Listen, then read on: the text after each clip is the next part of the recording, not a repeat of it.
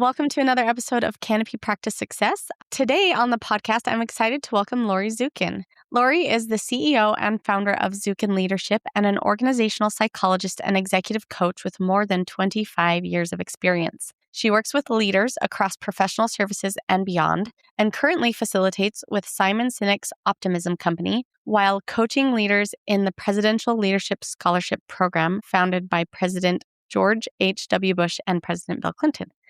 Lori believes she doesn't specialize in industries, she specializes in people.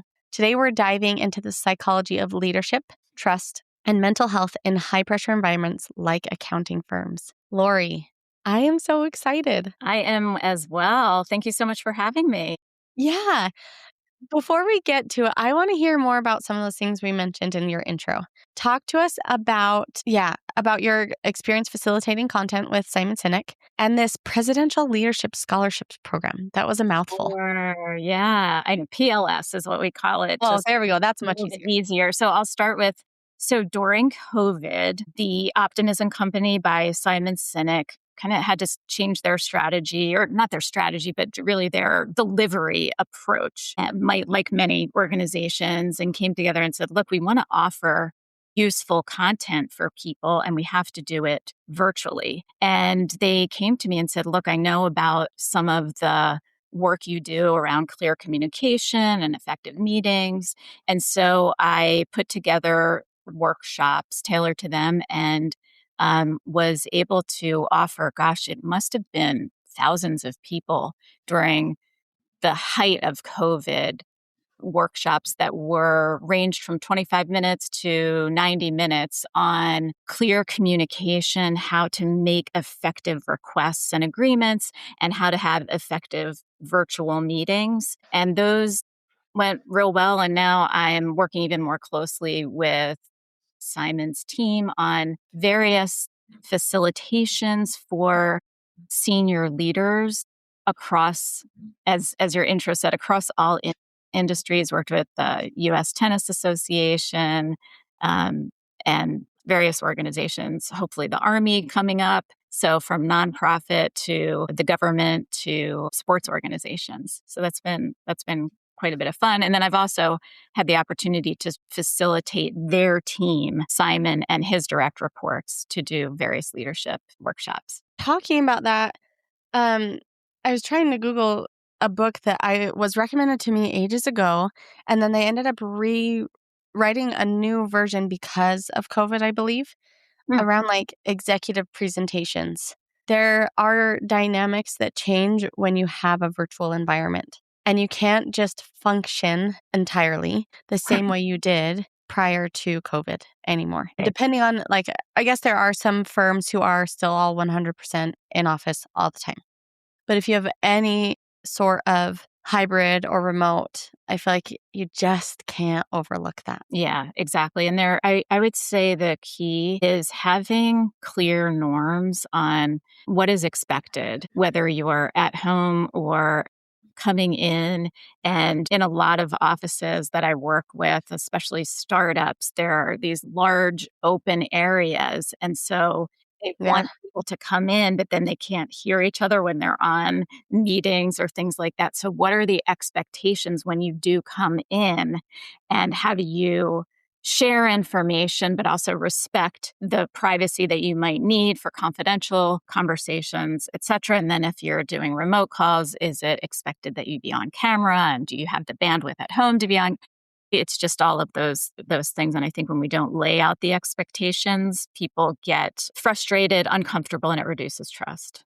We're talking to an industry that has inherited a lot of cultural milieus, habits that a lot of people are white knuckling still. Yep.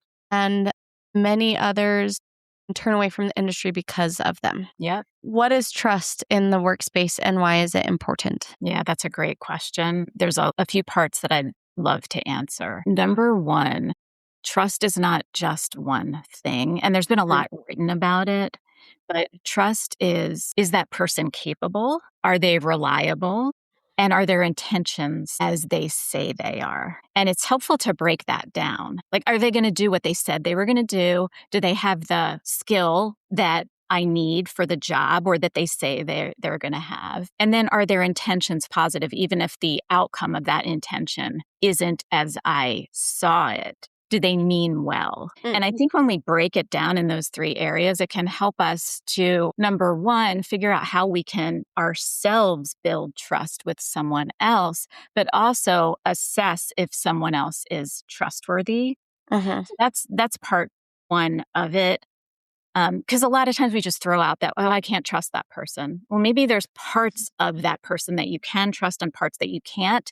And then if you're having a conversation with them to try to build trust, you can break it down. So that's part one. The other part I would love to just share with you is so many times I get calls from clients or potential clients saying, oh, my team doesn't trust each other. Well, what is really going on? Because if we don't have clear roles on a team, for example, or if we don't have a clear understanding of what the overall objective of the team meeting is or of the purpose of the team is, then we might step on someone else's toes unintentionally, right? My intention is positive, but I start to take over your role. I'm not trying to. And then that could make you not trust me. So sometimes it's not just an interpersonal or a relationship thing that can improve trust. It can just be the structural components of a team that can help improve trust. So in my early years, I would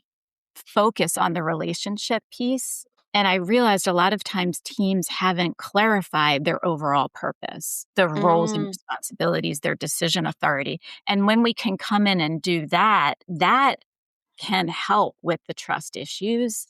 And then we bring in some of the relationship pieces. Yeah. When you say that, so in my position at Canopy, I do a decent amount of research. Some of that research has been what we call persona research. I've tried to make sure that I understand our buyers and users so that I can enable a lot of people internally. In an effort to do that a few years ago, I remember looking at a lot of job postings and accountants and my world, my career world is tech, right? We operate very differently. Job postings are very different. And I remember looking at these roles and being like, this is actually really hard for me to discern who would be responsible for what. And then even as I started having interviews and talking to people who were in an accounting firm, who were either a staff accountant, these are their titles, right? Mhm. Or a tax manager or a partner, from a job description, there isn't necessarily clear indication of who would own what. You could have Yeah. several staff accountants. You could have several tax managers. You could have several partners. You could have several office admins. But who owns what? For example, our marketing team at Canopy, you have me and another product marketer, and it is very clear what we own.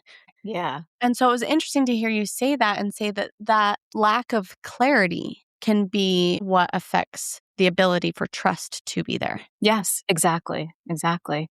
Yeah. So if you didn't have that, and I'm not saying you need perfect role clarity because as an organization is changing and growing, especially in startups, you can't have perfect role clarity. But as much as possible, it can help. If you didn't have that role clarity, you might, again, as I was saying before, accidentally step on someone's toes, thinking you're doing the job that you should be doing. So I frequently will come in and just help the organization identify some of the structural areas that might be getting in the way of trust. And that person who you don't trust, is it truly because of who they are, or is it because of misunderstandings around roles or decision authority or expectations? And let's work through that. Yeah.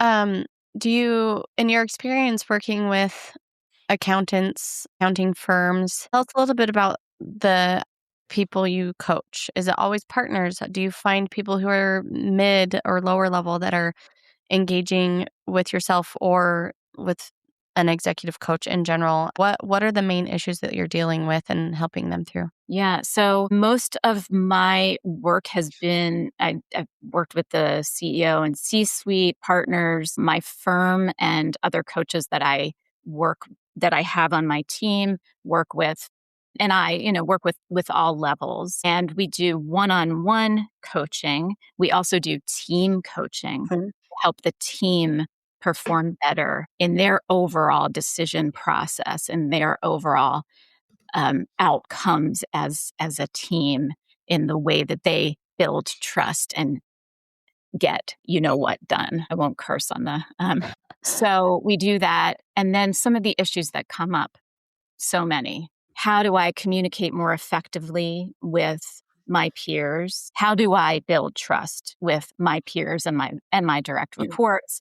There's a major organizational change. We are looking at private equity. How do I adjust to that myself or get buy-in for the team to do that or not do it, or which firm to go to? And how do we communicate all of this? People who maybe are promoted into a new position and want some support on all the new responsibilities, handling all the complexity of the job, dealing with a new set of peers, being promoted and now senior to the people who they were buddies with, who were their peers. So those are some examples. And I mean, and those are not unique to accounting.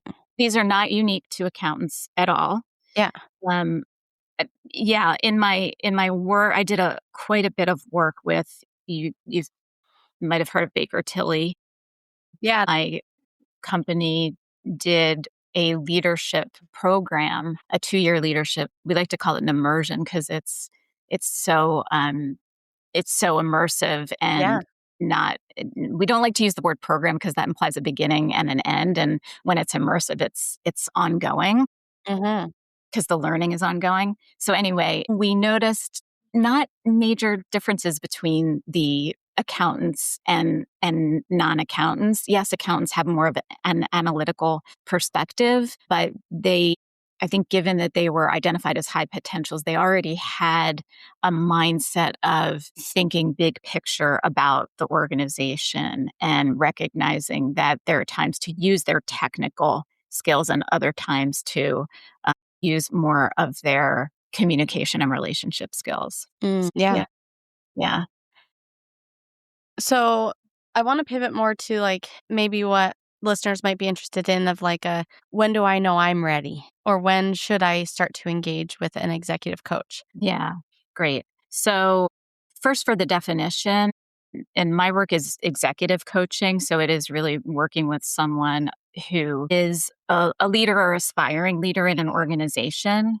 Now, it's not to say that personal or life issues don't come into the conversation. They certainly do. And I do take a holistic approach to the executive coaching. But life coaching, as I understand it, and I'm not a life coach, it's more broad about general life goals. So the distinction really is the focus on work and leadership. And so that's my training. When is someone ready? I'll tell you about when I first got a coach. 15 years ago, I got my first big promotion at Booz Allen Hamilton, and I was holding my laptop and my folder, and I was running to a big meeting, and my boss pulled me into his office and he said, "Zukin, you are a leader now and you can't be running down the hall like that. People are watching you. And I know you are ready for this position. However, you have to be aware of the impact of your state of mind on others." And that was eye-opening for me. That's what got me into coaching. Is he said, "Look, I think you would benefit from coaching as you take on this new position and have executive presence."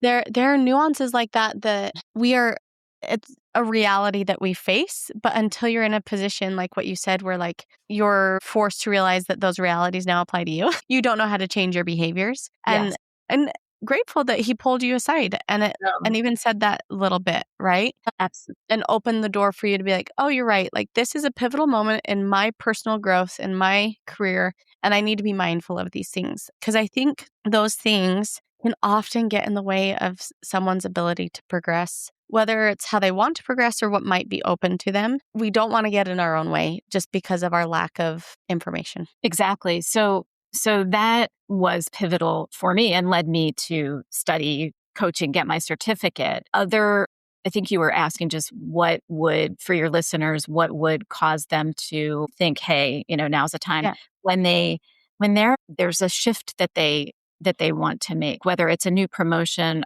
a new big project, or something is just feeling different. They're starting to see things differently than they did before, and they want help with that perspective shift, because that's what coaching really helps people do, is get that greater self-awareness Yeah. and then be in greater choice about what to do with that self-awareness. And I would say, and I'm asked about this a lot, what if you had to choose one leadership capability over another that will make the biggest difference? And it's self-awareness. Because, So, yeah, go ahead. yeah, so that was, you say that, and that I started my journey with an executive coach about 6 months ago. And it was due to some relationships that I was trying to navigate. And I felt like I could confide in my boss, but I felt like it had just reached a point where I'm like, I want to be more mature. And I feel like the things I'm needing to like work through this and resolve this, I didn't feel like the most mature way to do that was to be doing it with my boss, the Yeah, person who would be evaluating right. my performance. And so I got an executive coach, and it was fascinating, eye-opening. Yeah, She pulls up LinkedIn profiles. Granted, she doesn't know these people from Adam, right?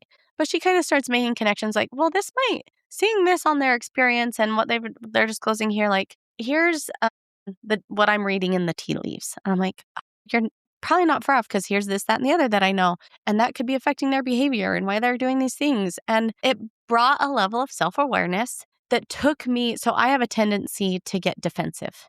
And I'm grateful that I know that, yeah, because then I can pull myself out of it when I feel it coming. But there's sometimes where like we're all human, right? And some of these things can be really physiological. absolutely. Like I almost like need to go for a run. If I can't like let the pressure out by just working through it, or if I'm feeling like the defensiveness is just climbing and climbing and climbing, I need to go do something physically active and like get my brain out of that context. But by also like walking through with this person, and even if the assumptions we made were totally wrong, it took down my defensiveness Yeah, and made me so much more capable of approaching my colleagues with understanding and patience and all of the things I need as I progress through my career and look to be more of an executive and a leader, and someone that others would turn to, someone that doesn't put up walls for other people where they start to get defensive. Like you still want, anyway, it just had this really awesome snowball effect where I just felt like I learned so much from that one tiny exercise. that's great. Yeah. And I think part of what I'm hearing you say is that we can make these assumptions. A lot of times we say, like, what are the stories that we tell ourselves about someone else or some other Yeah. situation? And an exercise I do quite a bit is, someone might come to me and share with me a complaint they have about someone else. And I'll ask them to make a distinction between the facts and the opinions. And the Yeah. facts are, if I were to watch it on film, what would I see versus your assessment of it? And good leaders can do this, and it takes practice and we can't always do it. But, the fact that the person slammed their hand down. Well, the story you might tell yourself is that that person was angry with you.